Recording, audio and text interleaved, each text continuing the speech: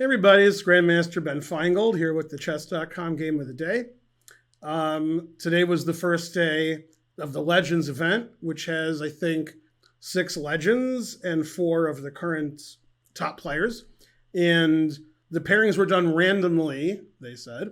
It's a round robin, so everybody's going to play everybody before we have the knockout stage. Anyway, one of the matchups, which is pretty unlikely, is Carlsen Giri. Unlikely for a couple reasons. Not only because they hit each other hard on Twitter, but more importantly, if there's 6 legends and there's 4 current players, it's pretty unlikely 2 current players would be paired, but that's what happened. Okay, so the format is 4 game matches. If the match is tied 2-2, then they play an Armageddon game. This match did not end 2-2. This was game 2. And Magnus played a Novelty pretty early in a Ragozin. So this opening is very popular, actually, for both colors. Magnus plays this with black also, and Anish has had white in this position, but okay, today Magnus has white. It's strange. I play a lot of d4 as white, and I've almost never had this position. A lot of players, I think, who aren't in the top in the world don't play bishop b4 very often. I face it occasionally. Okay, now Magnus played a very interesting idea, which I actually introduced before Magnus was born. And that idea, but not in this position. I'll show you what I'm talking about.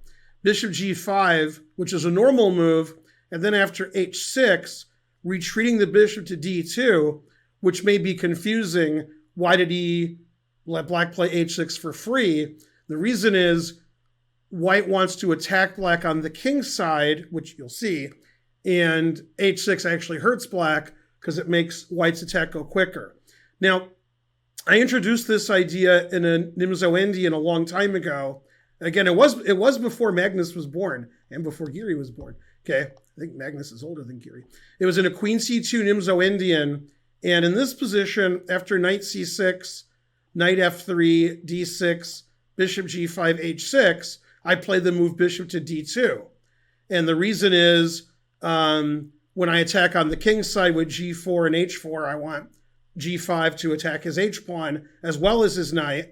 And after that, bishop g5 to d2 became pretty common. Not that either of these players is aware of any of my games from 30 years ago. So this idea has been seen before, where you force black's king side forward and then you attack. Now, what hasn't been seen before is the super aggressive move that Magnus played in this position, which makes perfect sense to me anyway, once black has played h6, and that's g4. And nowadays, a lot of the novelties in the queen pawn openings begin with white playing g4, h4, and they're not becoming novelties anymore because super grandmasters are looking to attack pretty early in the game, and we're seeing h4 and g4 in all kinds of openings. And I want to show you one more variation that was invented by Shirov, and it was also played, of course, by Shabalov, and that was in the Semislav. Okay, and in this position, again, about 30, 35 years ago, g4 was first played. And there's actually a very funny story that about 6 months after this move was being played by lots of grandmasters, Michael Adams played it against Kasparov. Again, this is over 30 years ago, and Kasparov had never seen the move before. He thought it was just silly. And he played d takes c4. I think the game went g5, knight d5, I'm not sure. And Kasparov won with black in about 22 moves and just thought g4 was ridiculous. And g4 is played even today. But Kasparov played really well that game, even though he didn't know the move g4. So g4 is becoming pretty popular in a lot of these positions. Okay, g4, and obviously Anish didn't know this move since it's a novelty, and they're playing a 15-minute game. This is a rapid tournament. So novelties that are very aggressive in a rapid tournament are very hard to deal with. Okay, and again, you could let the engine sit all night. It'll change its mind which move is correct. And Anish decided to play sort of safe, then he played sort of risky, then he played sort of safe, and he was going back and forth, and he didn't really meet it correctly. Obviously, the tried and true method of meeting a flank attack is to attack in the center, so the engine thinks c5 is a pretty good move. Okay, instead, Giri traded on c3 and put his knight on e4. And the idea is he doesn't want white to play g5 and attack the knight, so he gets his knights just sitting on e4 for free, and he figures the kingside attack won't happen. Now, some of you may be wondering, what if I just take this pawn? And that's not terrible, but I mean, that's what Magnus wants. He wants to get an attack on the king. And now black has to play sort of unusual to avoid losing immediately. In fact, the engine already says white has a nice advantage here. For example, if I play a normal move like knight f6, looks normal, bishop takes h6, and white already has a really strong attack. The engine already says white's almost winning. I mean, this is what white wants. White's going to attack down the g file, possibly the h file if he gets a chance, and you can always castle queenside if he needs to. So g4 is a very interesting novelty, and we'll see if players who play black in the Ragozin have some new moves other than the ones that Giri played this game. Okay, so he put his knight on e4, queen c2. This prepares to castle queenside later. It also, he can take back with the queen if need be and avoid doubling his pawns. And now after playing sort of safe by trading and putting his knight in the middle, now Anish plays very aggressively with c5.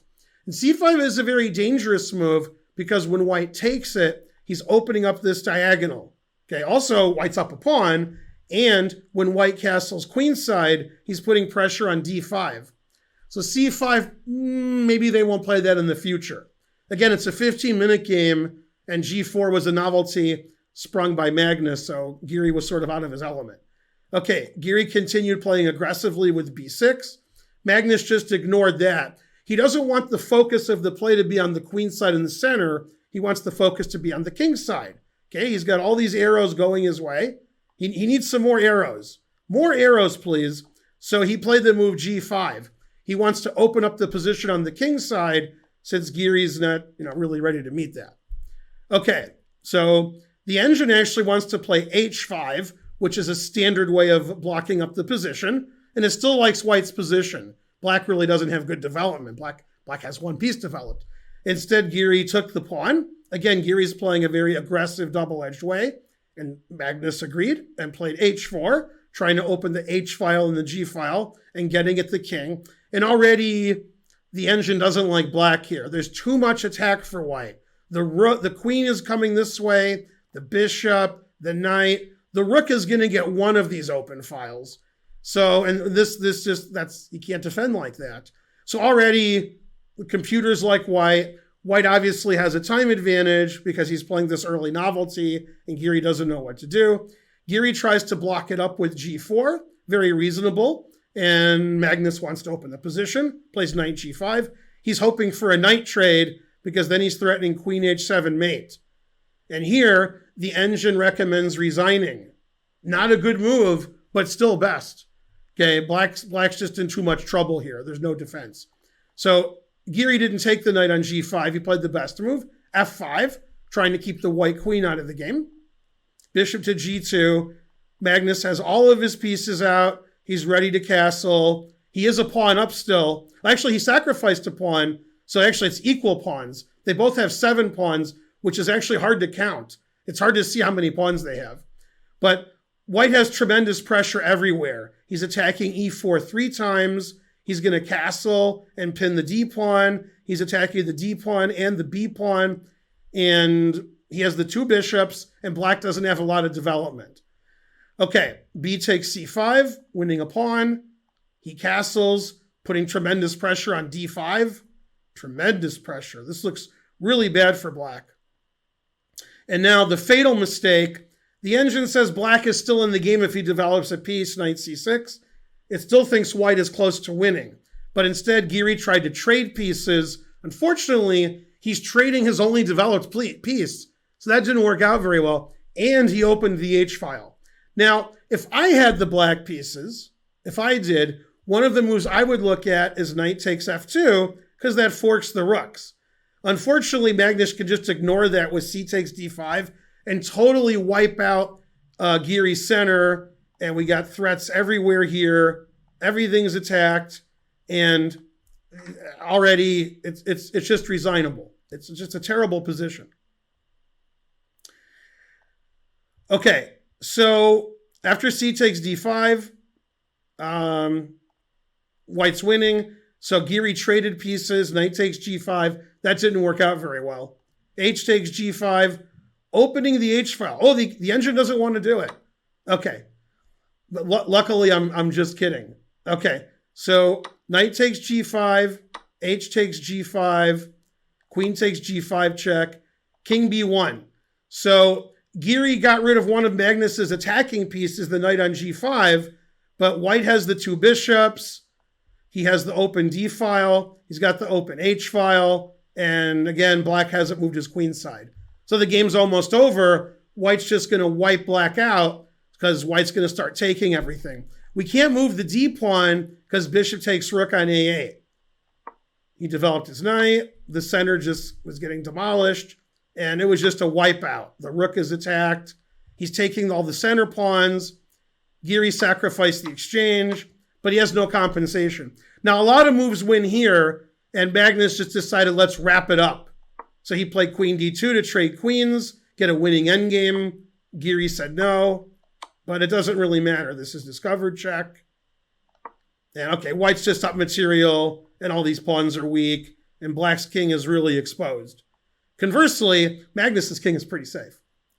Okay, and Giri got like one semi-trick in this game that didn't work. He played knight c4 attacking the queen, and the idea is he'd like to play knight e3 attacking the rook and threatening knight c2 check, getting an attack on white's king. Now, the engine doesn't care about any of that. It just plays queen takes c5 and says whatever.